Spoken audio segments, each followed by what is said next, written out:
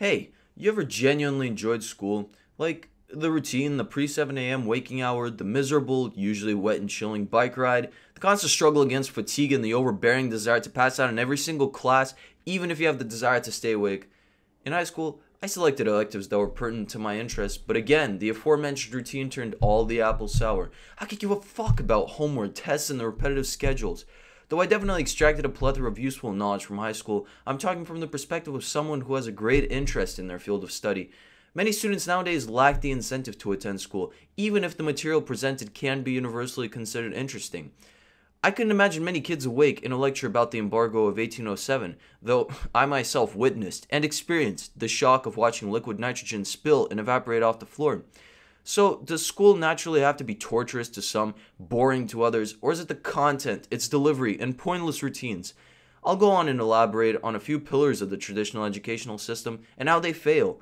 This will mainly apply to the US educational system, however, many of these concepts are universal. Also, this is, of course, regarding secondary education. I haven't much to say about elementary school, it's usually more engaging and entertaining rather than purely academic. Let's start off with standards. That is, standardized classes. I'd imagine all of us ask the question, why am I learning this? Or when will I ever apply this with regards to some core classes like math and in the US case, English? Of course, we'd usually receive a simple response, some nonsense involving an example of office work or writing a resume or mental calculations in a grocery store. In other words, specific scenarios which wouldn't necessitate the higher level abilities taught in secondary school. Perhaps rudimentary comprehension, if any at all. So, why do we have to continue the exploration of these disciplines outside of their elementary levels? How many people remember basic trigonometry or geometry, Newton's laws, or the difference between transitive and intransitive verbs, let alone apply them all? Now, some might be shouting at the screens asking, well, what the hell else are these teenagers going to do? In first world nations, school is, in a sense, a kid's job until their entrance into the job market around the age of 16. However, the cost of a student in the public school system is around $6,500 annually. Now, why should the public system upkeep a student who is constantly truant, always underscores, and generally shows complete apathy towards all the subjects in school? Here, I would propose universally lowering the employment and school leaving age to 14 with the ability to re-enter the system under the conditions of actually performing, as vague as that sounds, to specific standards. So let's discuss these standards. How are these standards determined? First, I've looked into the domestic educational standards, specifically my state's standards for math and English. Page for English was practically empty, however math did have some information. There's some more digging I've gotten to the source, the Common Core standards. On their website, I took a look at the development process and lo and behold, the foundational document. Now, the title of the paper sums how the standards are determined. Benchmarking, which often simply means comparing performance outcomes or setting performance targets relative to other countries in this case. There's strong advocates to heighten these relative standards, with the higher math performance at the end of high school translating into a 12% increase in future earnings, and the US GDP being an additional 36% higher in 75 years, as well as information sprinkled throughout informing of the dangers of globalization and outsourcing and whatnot. Now, according to the paper, research conducted prior to the imposition of these Common Core standards suggests that U.S. schools are not only failing to provide many students with strong foundational skills in subjects like math and science, but they also aren't providing enough students with the broader skills that the modern workplace increasingly demands. So, to take my example of the lackluster truant student from earlier, the standards they'd be forced to meet are based solely off international rankings. At first glance, these standards don't seem to be so bad considering their vagueness and supposed ability for teachers to decide on a lot of the actual content. However, there are standard examinations all students are going to be subject to towards the end of the school year, which already lays in a framework for a standardized curriculum.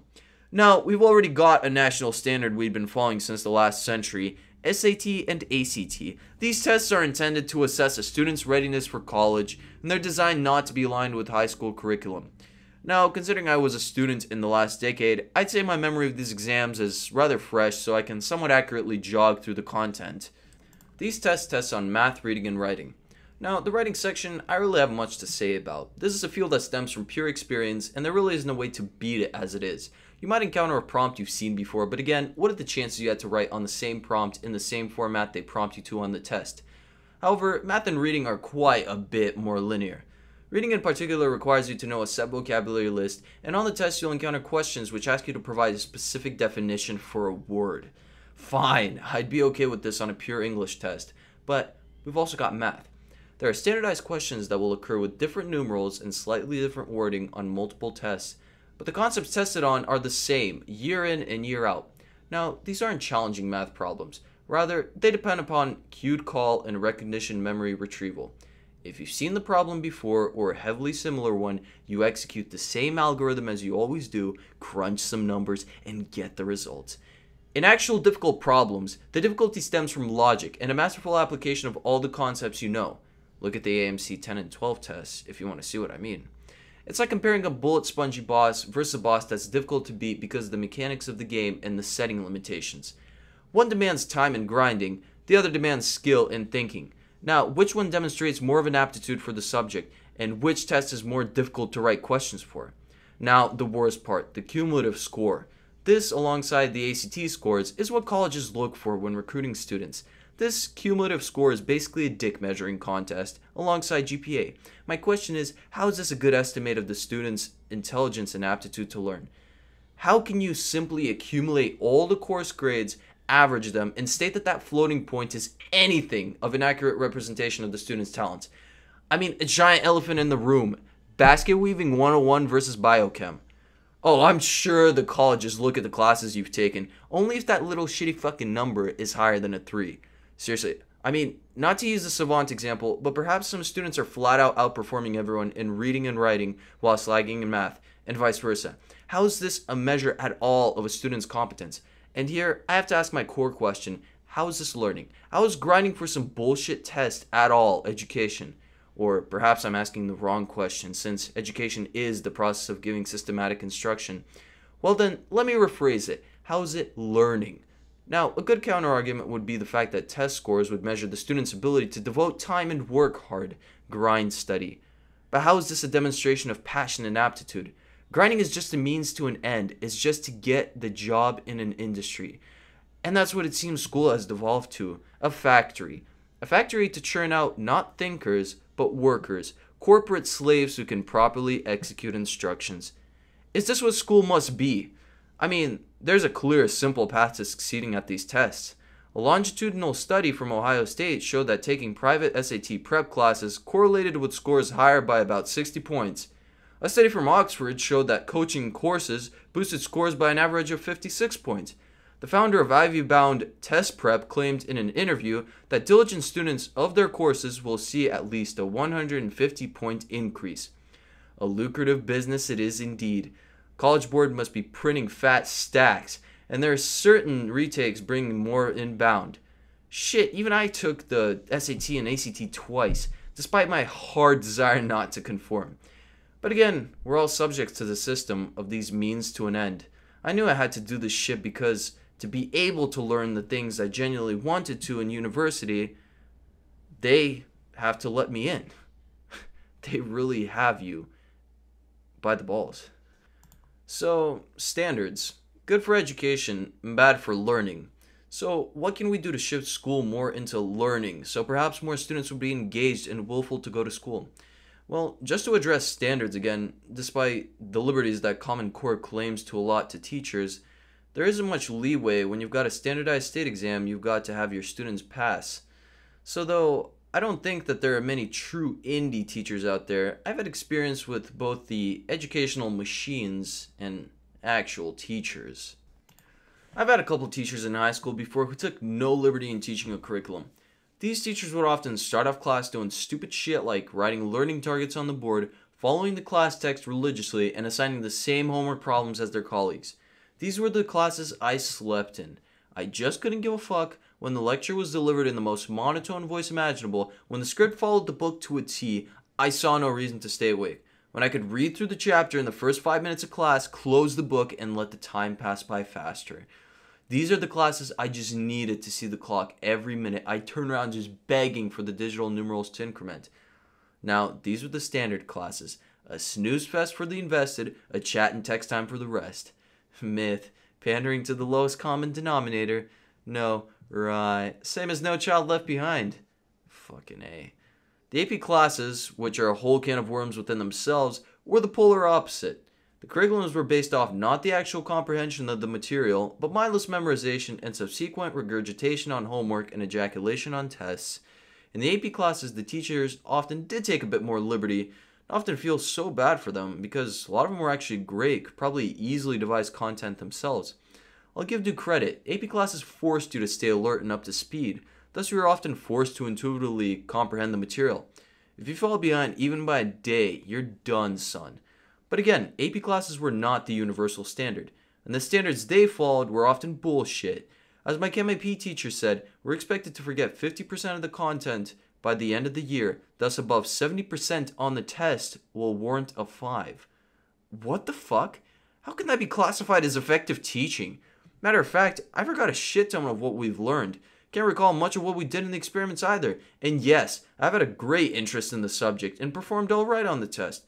I can't speak for the classmates, but last I've spoken to my buddy about it who's in my class, he'll remember as Jack. There you have the subdivisions.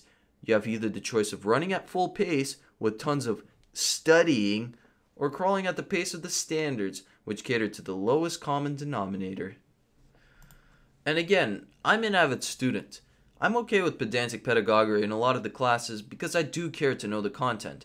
I'm fine with putting in the muscle work to attain a level of knowledge. But how many citizens are there out there who aren't intrinsically interested in learning?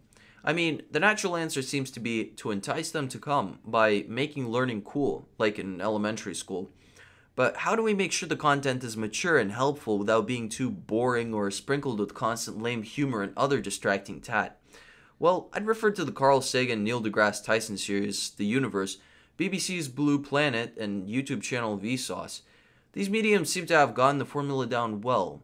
What it seems to come down to is this: variations in voice when delivering lectures. When speaking in monotone, it's rarely engaging, even to the invested. Proper imagery, dynamically varying it to keep the listeners visually engaged. When you have a static image, regardless of how cool it is, after a while it just wears on the retinas. The viewers will want to see something else. Having an attenuated, appropriate instrumental score in the background. Music does wonders. Phenomenal audio design can enormously affect the atmosphere of any form of media, from a lecture to a film. Vary the topic. Do not get stuck in a centrifuge around an abstract concept. Make sure there's correlation between it and real life, otherwise it makes it difficult to care about the subject. That's why there's such a scarce interest in theoretical mathematics, whilst a wild one in chemistry. Now, understand the ability to do this varies from field to field. Like the aforementioned, I don't know how well you can tie it into real life, but even it has been done very well with Göderischer Bach. I'm sure there are other ways in which you can make information much more engaging, but I've also wanted to mention the fact that the world has evolved. We live in a much more distracted society nowadays. When you've got an audience with an eternal connection to social media, memes, and cat pictures, you've got to use all the weaponry at your disposal as a teacher. I think many could agree that the classic way of teaching by pure lecture should slowly be phased out. Back in the 12th century, Parisian students would go to lecture to, quite literally, listen to a lecture and copy the teacher word for word onto wax tabula rasas. We don't have to stick to such primitive methods. But there's no incentive when you, as a teacher, have to follow the script given to you by the state. When you've got a disinterested teacher, I couldn't imagine the students giving any more of a fuck.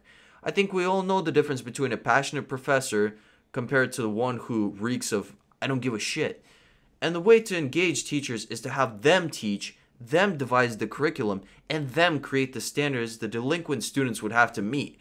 When there's creative leeway, this will not only filter out inept teachers, but allow the good teachers to flourish, engaging more students. I also want to touch briefly on homework and external classwork. I think out of all the classes I've taken throughout school, I can recall perhaps 2 that had homework that was thoroughly worth my time. I want you to take a look at some math homework I have currently using an online service. That's another thing. Professors too lazy to make their own homework problems or select them out of the course textbook. Please put in some effort. Look at this redundant mess. Multiple problems that bash in the same concept over and over, just with uglier numerals. The procedure doesn't change, it's just another form of artificial difficulty. Now, the aforementioned venerable homework assignments weren't ones that took me 5 hours to complete. There were 3 to 5 problems, each utilizing a chain of concepts we've covered in class, and such assignments took anywhere between a half an hour to days to complete. The key to solving it was a strong, intuitive grasp of the covered concepts and the ability to think through the problem without having to recall a model from class. The majority of homework I've encountered throughout all my math and science classes were redundant, repetitive bullshit, number crunching you'd usually plug and play in with MATLAB. I get it. You need us to understand how to use the equations. Cool. But why the fuck do we have 6 problems that use the same exact equation? English, I can at least understand assigned reading. Even if it's a grueling pace, you're constantly consuming new material with each page turned. But again, there are wonderful standardized writing assignments which have a length which is completely fucking retarded, considering how good writing is usually, concise. Seriously, why the fuck should I write a 5-page essay on a topic when I can cover it in 3? Shoving in extremity enhancement where it isn't needed. And the formatting, don't get me started. Let me just say, I had to take a technical writing course recently, and I want my life back. Seriously, all 45 hours of it. But course irrelevancy, again, standards, I can spew more about homework, but I don't know. I'm pretty sure I'm preaching to the choir anyways. I'll just end on giving a few words about studying. Studying, in my view, is the antithesis of learning. Memorizing things just so they reside in short-term memory to forget them 5 minutes after the test. But studying is part of the educational system, though, isn't it? You have entire companies that thrive off that shit. And I gotta love how many invested people come to the class lecture at 8:30 in the morning. Out of a class of 100 plus people, around 20 show up. Because studying, you can just cram all that stuff before an exam and shit out that knowledge out of your brain afterwards. This is the general drive, ladies and gentlemen, of the people in the class to learn said material. They're so apt on learning that they select catering to their corporeal wishes, embodying sloth instead of learning. If you don't care, why did you sign up for the major? Isn't that the filter for the ones who are genuinely interested? Or is it all to land a job in the industry, all for the sake of the end goal? And how well will you perform at work, disinterested as you were whilst learning? Do you think your greed will overpower your hatred towards your job? How many applicants flood medical schools across the globe? What's the profession with the highest suicide rate? If you do what you love, you'll never work a day in your life. Now, that's the end of my rant about the educational system. I know I've scattergunned a lot of the topics and really covered them in a shallow manner. However, this is such a deep trench that, I just needed to get, it's just some basic thoughts off my chest. So please let me know what you think in the comments section below. If there's something that I didn't cover, sufficiently enough, or is there something that you completely disagree with me on that I'm just talking out of my ass? If you're a college professor or a school teacher, especially, please, leave your opinion on this video. Tell me what you think if I'm, again, just completely misinterpreting some facets of, modern school. But if it warrants it, if I didn't cover something adequately, or if you want me to cover something more in depth, I'll perhaps make a follow-up video with more research, because needless to say, this was just basically my opinion for the most part. So that's that. But thank you very much for listening, and have a good one.